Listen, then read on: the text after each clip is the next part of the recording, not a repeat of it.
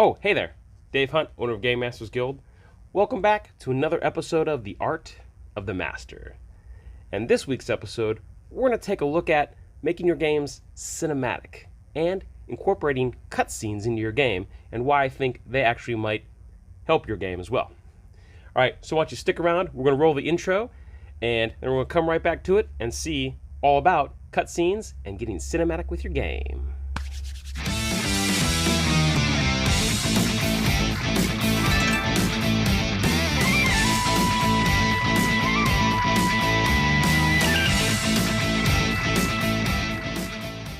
So, just what is a cutscene and how can it help your game? Well, a cutscene is something you find a lot in video games.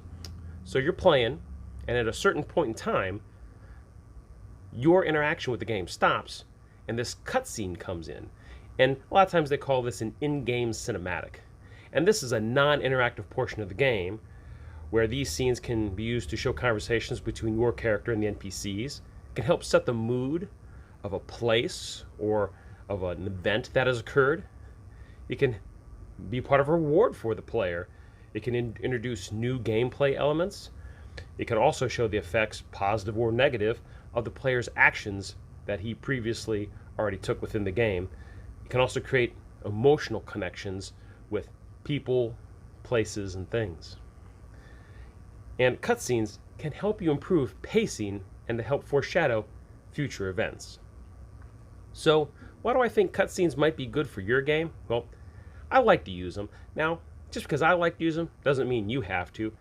However, it is kind of nice for the players to not have to think for a little bit and just to sit back and enjoy their own personal in-game cinematic.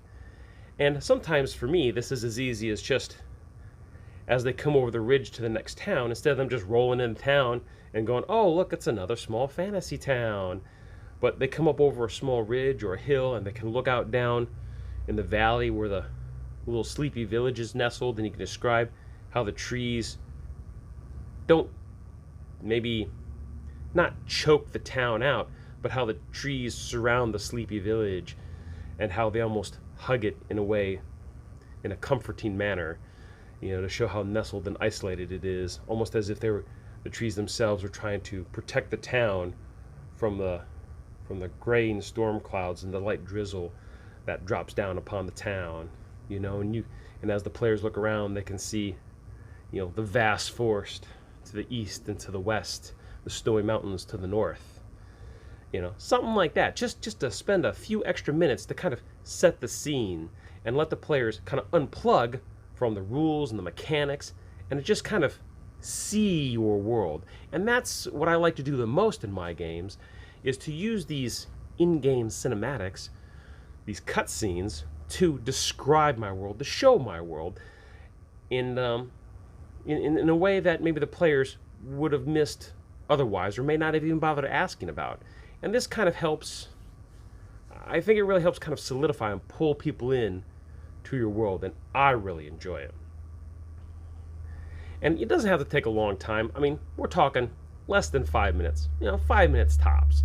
Any more than that, it's just too much, and it's time to move on with the game.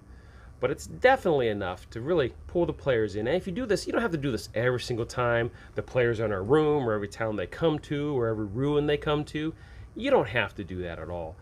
But it does definitely help if you do it occasionally, 2 or 3 times in a session. That's not very often. And I like to do it usually when they come to new areas, or if I want to reinstill the fact of the weather. Like I might say at the beginning of the game, they get going and they saddle up the horses, stamp, and they seem fresh and ready to go, and maybe the clouds are moving in and there's a light dusting of snow starting to come down, but nothing you can't handle. It doesn't even seem too cold to the players, and they look back and they see the little town glowing and happy with all the lights coming from all the various windows and smoke coming up from all the chimneys, and then they ride off. And this is all just from the off the cuff, of course, but just anything to help kind of set the mood. And what's nice is, like with them getting ready to ride off and starting to lightly snow, what happens is later on I can reiterate the weather again, and I can bring up the fact that it's been snowing the whole time, and now it's snowing stronger. The horses, they're starting to bog down. They got a whole coat of snow on them, and that's not very cinematic. But you get the general idea of what I'm trying to do. And then as they progress even further, maybe get to their destination on top of one of these mountains or very near the top, you can talk about how the wind howls and the players are, trying to make their way very Lord of the Rings style along the side of the mountain. They've long since abandoned their horses because they can't travel this far because it's a small, narrow ledge, and they got to kind of keep their backs up to it and keep sliding across. And at some point, the players can literally just stop. And a cinematic should not ever be a penalty for the players unless you have a particular reason why you want to have something bad happen to them during a cinematic. But they definitely shouldn't be killed or injured in such a way that it destroys their chances of continuing on the game or lessens their fun. But it could provide a challenge if you wanted to.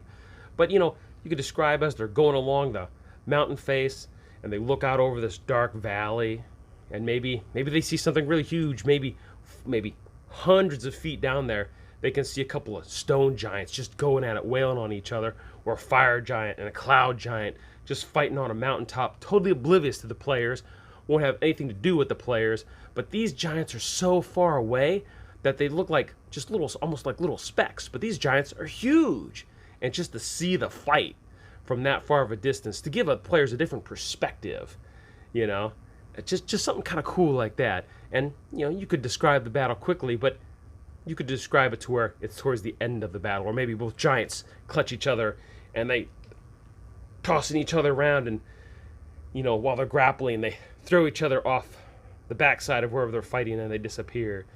You have a sound like thunder. All sorts of interesting things like that you could do. Now, if you want to do an in-game cinematic to move the game in a certain direction, let's say the players are going along the edge of this mountain face, and let's say there's a distant rumble and you want to get the players in a certain location, but it's not here. Or you just basically, the players can get there from here, but you want to have some fun with it. You want to shake it up, and you want the players to go. So maybe there's this rumble, something happens, they feel the mountain itself vibrate, and suddenly all the rocks and everything that the ledge they're standing on, the rocks around them, begin to break free, they shift, and it's literally like just a landslide, a mountain slide, just and it just takes them down to the next ledge below or the valley below. Now, of course, could this possibly kill the players? I mean, it's just rock. It's rock and them falling. Very easily, it could. So what do you do about that? Well, strange things happen all the time. Maybe by the will of the gods, everyone makes it down to the bottom with very little injury. Or you roll a couple d4s, they take a little bit of minor damage. It's not a problem. If they're level 1, a couple of d4s probably going to hurt them pretty bad. But, you could just say, by the grace of the gods, somehow you all manage to survive unscathed. How this occurs, who knows? But maybe that's a mystery for you to solve another day. But now, it comes to find out, you are at the mountain valley, and you see before you a cave. What do you do? And see, now you've moved them down to another area. You've given them another mystery. How did they survive? Does anybody care? Some people won't. Some people will. Some people kind of be middle of the road on it and like, well, okay, we'll think about that, and see what happens later, see if it's a thing. But now you give them, they're in someplace else. Now they're in this deep mountain valley. It's going to be very difficult for them to get out because it's not where they intended, but now they find a cave gaping open in front of them, and that's probably the only way they can go. Any other way they go might take them too long to go, may not have enough supplies, so now they have to go in this direction. But it's something new and it's something interesting, so maybe that's something you might want to consider. And it doesn't always have to be that way. And I don't mean the cinematic as a way to railroad your players. You never want to railroad your players. Now this part does seem very railroady, Well, what else are they going to do, Dave? They can't go anywhere else. You just said they're going to go in the cave. Yeah, but it's unexpected. And that's what is interesting to me about it, is the unexpected. And I always like it in a game when the unexpected happens. We were playing a game with a friend of mine. He was actually using the Wildemount book. And apparently in the book, the island sinks, like right out the gate. And nobody had any clue. I certainly had no clue. I didn't flip through the book. I had the book. But I flipped through it a little bit, but I didn't look at the scenarios or anything that it had presented in the back. And I'm glad I didn't look back there, because I didn't realize the whole island was going to sink. That totally threw me for a loop. It put us in a completely different place. It changed my mindset. I thought we were going to start out and there's going to be this slow build, and we're going to just keep moving and following clues and going where we're going. You know, typical player, typical game kind of stuff. But no, we go fight a bunch of these Sahaugen, and we're fighting them. We're trying to save people, and then suddenly there's this earthquake, and the water keeps coming in, and come to find out, the island itself is sinking, and we get on board the ship in time to see the island literally disappear beneath the waves. Whoa! Mind blown. Just right out the gate. I mean, we're like level 1. I mean, it blew my mind. I thought that was great. It just made me more amped up to play because something so dramatic happened right away. And that was cool. And he had a very, very small, I don't even know if you could even call it an in-game cinematic, but it was really cool how he did it. And I really liked that. As a player, I really enjoyed that. So you may want to think about doing something similar. And now you don't have to change the face of your world. I mean, sinking a whole island. And of course, it wasn't a terribly big island, but sinking a whole island is pretty dramatic. And you don't have to go, of course, this route. You can easily do smaller things. Just like I said, talking about these sweeping vistas, or you just describing their travel and how treacherous it is. And if you wanted to, you could just have everybody roll you a d20. Let's say they're walking along the mountain pass, or they're walking over a rope bridge that is impossibly long, covers an impossibly long gorge, and they're, thousands of feet below, literally thousands of feet below, is this raging river. So they're really high up over a long, long distance. Maybe there's cloud and fog around them. Maybe they can't see anything. Who knows? Whatever you want to do. And at the beginning of this cinematic, you could have everybody roll a d20, and then you can just see what happens. You wait till everybody gets to the end, and then maybe you describe, like whoever got a 1, whoever got less than 10 at the very end. And at the very end, the 2 characters that rolled the lowest, whoever they may be, they're coming off the rope bridge, and all of a sudden, snap! And they're like, oh no, we're going to die! Snap! Right as both of you guys step off the bridge, the rope bridge snaps and falls down into the gorge. Moments later, you can hear it dash itself on the rocks on the other side. And the players think, oh, we're going to go down! But no. They're just the last ones to get off the rope bridge right as it snaps. Or maybe as they're stepping off, you feel the rope snap and the bridge gives way, but thankfully both of you are walking off, and you've already got your weight on the land side of the bridge, and all you got to do is let go, and the rope bridge just swings away. You need to build up attention for just a second, let them think like something bad's going to happen to them, but really, they're okay. And again, that's erring on the side of the players, which is fun, because then that way they know, like, not every time they roll a 1 are they going to get shanghaied and completely messed up. Okay, so I think these cinematics are a really good idea, and I think it can help pull the players in, and it gives you a little chance to show the players the world that you've designed and describe it to them in a manner that's fitting. And, it's simple. It's like, players want to ask to do stuff. It's like, well, hang on a second. It's not going to change anything. I like to assure my players, or if even anybody speaks up, I say, well, don't worry about doing anything right now. It's not going to affect the ability for you to do any kind of choices or anything like that. Let me roll with this real quick, and then I'll see what everybody wants to do. I just go with it, and I cue the cinematic. It's just really cool, Or they get up in the morning, you describe what's going on, and that might not be too cinematic. That might be, standard fare. But so often in games, it seems like it's real easy to say, okay, and everybody gets up, and you cook, you eat, you guys have a good time, you talk, you pack your stuff up, you go. Pretty mundane, but you can turn the mundane into something a lot more magical, I guess, by doing some of these cinematics, or at least maybe taking a little more time just to describe certain things that happen. And again, you don't want to go overboard. You don't want to do it every scene, but whenever you think it might be appropriate, man, that's when you want to lay it out there. And if you think you can't describe anything, it doesn't take a lot. You don't need a bunch of $5 and $10 words to describe a beautiful scene. You get to the top of the ridge, you look down at the mountain valley below, and you see all these trees. It's just thick. It's almost like you're looking at finely cut grass. The noble's house, All these trees are packed in there like blades of grass. Not a single tree out of place, untouched by human, elven, tiefling hands. And it stretches on as far as the eye can see, and you can smell the freshness of the wilds as you stand up upon this ridge and the wind blows it to you. See? And I just thought of that. Easy, simple, not complex. Just take a moment. You're watching TV. You can't get it wrong. You really can't, because you're just describing something. It doesn't have to be perfect. It's not a work of art, but you're just taking the moment to describe how big or how vast or how gorgeous or how dark or how sinister it is, or how obscure or how mysterious.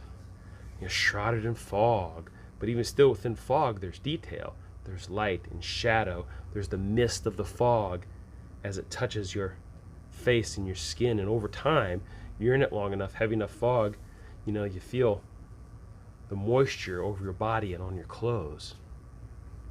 So you can really do a lot, and again, not be like this incredible artist or anything like that. You don't have to paint a picture that time will remember. No, you just have to just describe a scene. And you can also draw on your personal experiences. You've been to the beach, before a game, usually review what you're getting ready to play, but also to think about these little moments that maybe you could insert, and use your real life experiences to describe these scenes. Oh, I was at the beach. What was that like? Oh, I went kayaking down the river. What was that like? That'd be great if your players are traveling down a river, or just walking up to the edge of a river and they're camping by it or something. There's all sorts of things you can do, and if you don't have any personal experiences, well, maybe you've never been down in a cave, and I suggest you should. You should go take a look at some of these places if you get the chance.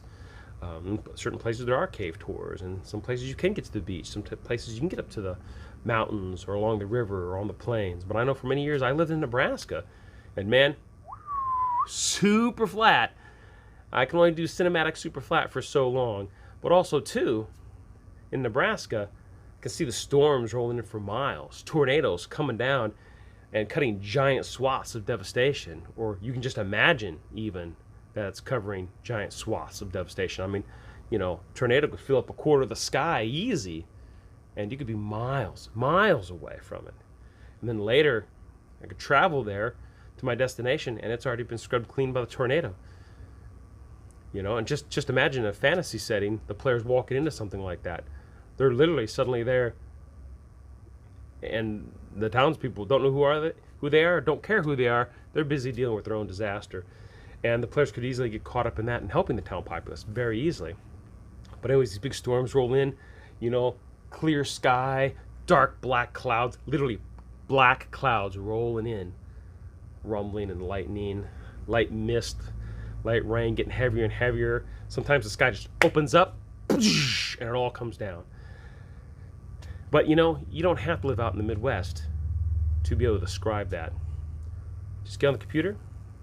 You could YouTube it, and you just type in severe weather. Type in tornadoes, hurricanes, tsunamis, just forests or snow-capped mountains, and you can just see some of these scenes that you might want to incorporate into your game, and just think about it. Well, first, just check out. Don't think of anything. Watch these videos, and then go back, watch it again, and think, now how could I describe that? And again, you don't need a lot of $5 and $10 words. You don't need to link it really part of your game. You're just trying to impart the majesty of what you're seeing. This lone mountaintop, this lonely snow-capped mountaintop. It's clear as day. It would be a beautiful summer day if the air wasn't thin and you could hardly breathe, and it's like 3 degrees over zero. The winds are high and they're howling. Just watch some of these, or documentaries about climbing Mount Everest, or spelunkers going down in the caves. There's a lot of really awesome visuals, a lot of really sweet descriptors that you're missing out on, a lot of cool in-game cinematics that you could incorporate in your game that you are missing out on. I'm telling you, I think it's good stuff. Again, you don't have to use it all the time. That's definitely something I want to impart. Anything I tell you, I don't expect you to do it every single game. I don't even do it. But it definitely helps when players are like, oh, what's going on? Plus, it also helps if a player has to get up and use the restroom. You can, oh, time for an in-game cinematic, you know. The player comes back, what I missed? Oh, just a description of the mountains. Oh, cool. Was it really neat? Oh, yeah, it was really cool. It was kind of cool. He said this and said that, and she did this and she said that. Oh, okay, cool. You know, so player really doesn't miss anything.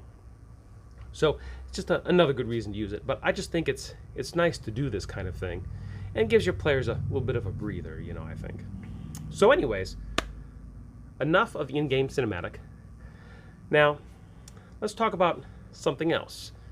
Now, I did say cutscene, and really cutscene and in-game cinematic, it's really kind of the same thing, honestly.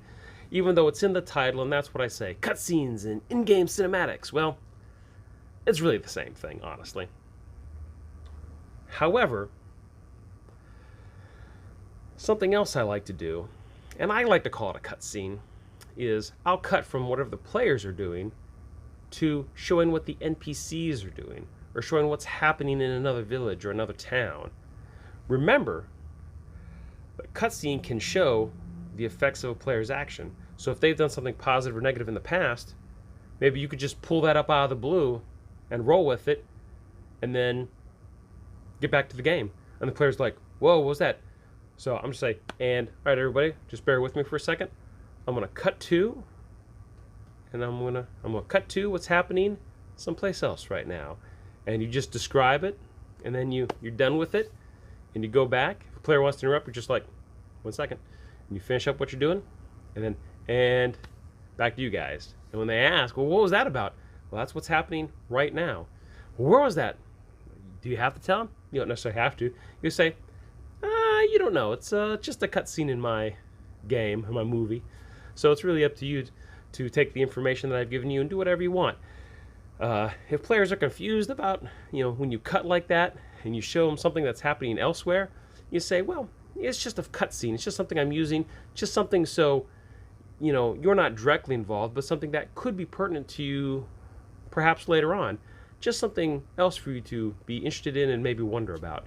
That's all, And I wouldn't necessarily do a cutscene that's completely mindless, other than, just these gorgeous vistas and stuff like that. But I wouldn't just across the other side of the world, some blacksmith's hammering on something, and he gets robbed, and they never find the guys, and a certain sword gets stolen. Don't do it unless it pertains some way in the player, something they've had access to, or they've touched upon before, or the potential could be in the future. Because remember, you can also use it to foreshadow events, and cutscenes are nice for doing that.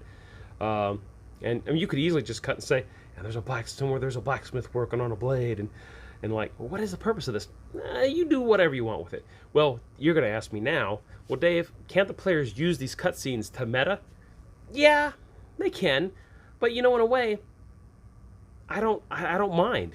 I don't mind if they meta using my cutscenes, because I really, that's kind of what they're for, is to engage the players. And if they take the information, they want to use it, that's fine. And if a player asks, well, do I dream about this?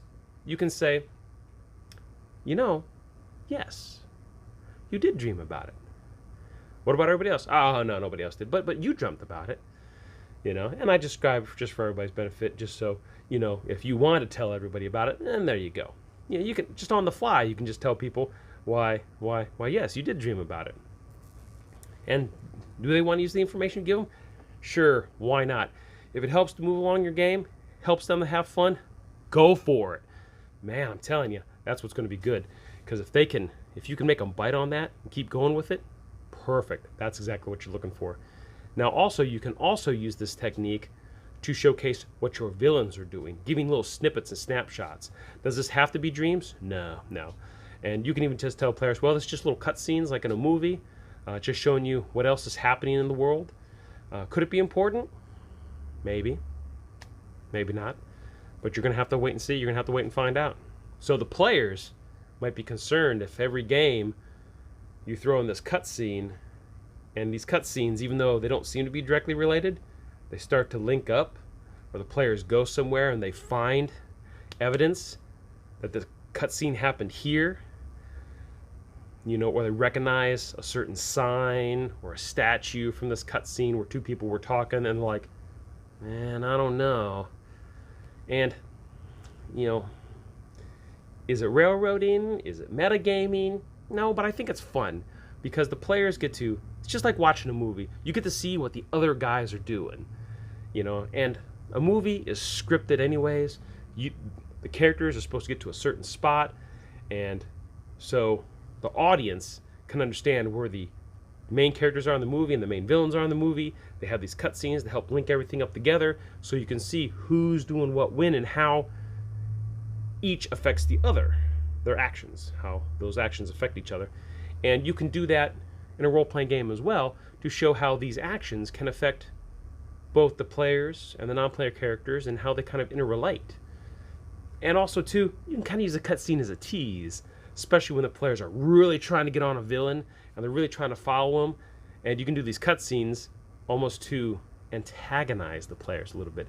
And not purposely like DM versus player, but, your main villain versus the players. That's what you're looking for. You want the players to be against your villain, not you. And, by putting these scenes in there, you can show perhaps how vile this guy is, or how devious and cunning he is, or a little bit of everything. They can see where he's at, or if he seems to be ahead a little bit. Did they dream it? Yeah, maybe the gods willed it, or it's just for your benefit. Sometimes flat out I'll say, it's just for your benefit. Just nice little cut scene in the middle of our movie, our interactive story that we're doing, just so you kind of see another part of the world from a different perspective. It's not for the character's benefit as it is for the player's benefit, because the players are watching the interactive story. They're watching the interactive story that their characters are in, and so it's for the player's benefit. So you're kind of appealing not just to the characters in the game, but to the actual players themselves with these cutscenes and in-game cinematics, which are essentially one and the same. And that's kind of fun. And at times I've used that, especially when I knew I had a winner of a bad guy, or at the very least the players were definitely on the trail of somebody they were getting ready to take down or wanting to take down, or on part of a quest. You drop in this little in-game cinematic about this thing that they're wrapped up in, and it kind of amp up the players a little bit. Like, oh, that guy, oh, I want to get that guy, I can't believe he did that, oh. And even though the characters themselves don't have that knowledge, the players do, and that's who you're playing to, is the players. That's the interactive story. It's you and the players, and you're giving them that little taste of actually being able to watch kind of their own movie and really get into it. And I just think it's really great, and my players have really enjoyed it in the past, and I enjoy doing it. And it's really fun. It can be really fun and rewarding, and you can introduce different things by using these little cutscenes and little cinematics, in-game cinematics, I guess. Again, pretty much one and the same, but I think it's super cool, and I think they're super useful, and I think you should give it a try. But remember, baby steps. Start small. Don't spend 20 minutes describing something. Less is more. It's just like anything else, less is more. Don't try and give them too much. Too much detail. I've seen DMs write up pages and pages and pages and pages of world detail. I'll read it and I'll forget it. I'll have to keep referring to it constantly. Less is more. Don't describe scenes for 20 minutes and try every little detail. And I've had DMs in the past say, oh, well, you remember in this one room and da-da-da, and you missed this and you missed that, and, you guys aren't really thinking, you're not real bright, you're not paying attention. Oh, well, yeah, but here's the thing. Being in a role-playing game, it's not supposed to be homework for me. It's not a quiz. I'm there to have fun. And I got to tell you, from a DM's perspective and a player's perspective, I've always been a player. I've been a player first, and then, of course, shortly thereafter, I became a DM. But I've come to find that I'm not the kind of DM to throw out information and sit there and just quietly wait for the players to bite on stuff, wait for the players to figure it out. Now, my players, I never ever am going to say that my players are dumb or not bright, or, well, they didn't catch a certain detail. Not like that, not in a negative way. I mean, sure, it's easy to miss certain details, especially if I repeat them, but I'm not going to be derogatory about it. No. And more often than not, if I put a detail out there, I'm going to keep repeating that detail throwing it back out there. I'm going to help guide the players to where I want them to go. I'm not just going to throw out information and then sit quietly and stoically and wait for the players to hopefully figure it out. Because sometimes, honestly, it's too much work. At the end of a busy day, I want to play, I want to have fun. You know, do I want to figure things out? Do I want to feel smart as a player? Yeah, but also too, I want the game to happen. And if I need the DM to kind of throw a carrot on the stick and throw it right in front of me and for me to go, oh, there it is, well then, sometimes that's what I need. You know, I mean, if the players are on it, and you can tell from your players what they need and what they don't need. If they seem really eager and pushing, they're asking a lot of questions, man, you got to give somewhere. And you got to let the players, you know, get moving in the game. You know, if you're like, well, you guys just hadn't figured it out yet, you know, and everybody's blowing skill checks with difficulties too high, you know, some DM's like, well, that's just how the game is. I'm sorry, that's not a fun game to me. You know what's a fun game? A game that I'm interested in. I'm not going to sit there and watch a movie for 3 hours that players just run around and they have no idea what they're doing. I want to see them get the quest, go through their trials and tribulations through the quest, and get to the end and defeat the villain or be defeated by the villain. I want to see something. I want to see this whole thing pay out. I don't want to see these guys run in circles or being bored and giving up. If your players are just kind of, well, I'm going to go this way, and I'm going to go this way, and they're all dividing up and doing that, well, something's wrong. You got to get those players, you got to wrangle them in, and you got to get them set on the direction. You got to keep them interested. If they're not interested, you got to get them back into being interested. And sometimes these cinematics, these cutscenes, that can kind of help you out. They can kind of keep stoking the fire and keep them going. But again, I just like to get down to the meat of the matter. Okay, so anyways, I hope you enjoyed this video on cutscenes and cinematics. Again, thank you very much for watching my video, and be sure to like, share, and subscribe. And again, I'm Dave Hunt, owner of GameMasters Guild, telling you to stay safe, play great games, and I'll see you real soon.